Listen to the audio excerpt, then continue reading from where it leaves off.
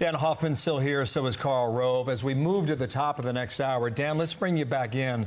Then we'll get to Karl here before we start a fresh hour. I mentioned this, that Trump is still willing to do a deal, and he's still willing to do a deal while Zelenskyy is still in the country.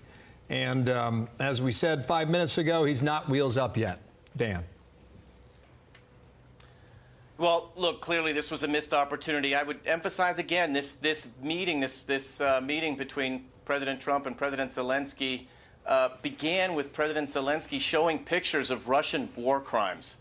And look, Russia started the war. They invaded Ukraine. Russia could stop the war right now if they stopped raining down hell on Ukrainian civilians. But they're not doing that.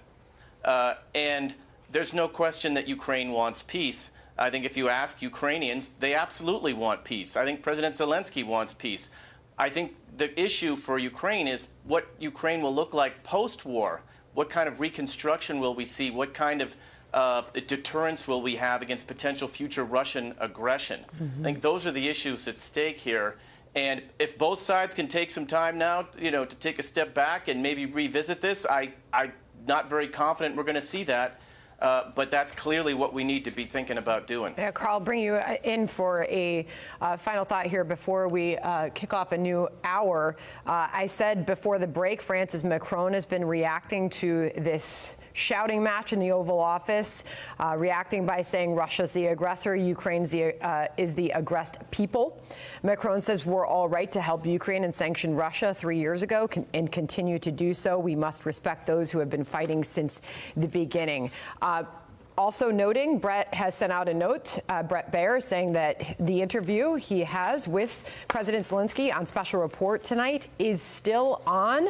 And the White House does know that he's sitting down for that as well. The president's aware. So that will be fascinating to watch. Karl, get your thoughts here.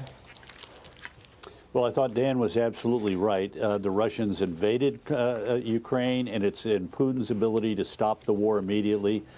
If I were Vladimir Putin and his advisor, if I were Zelenskyy and his advisors, I'd be remembering that you're dealing with the producer of The Apprentice.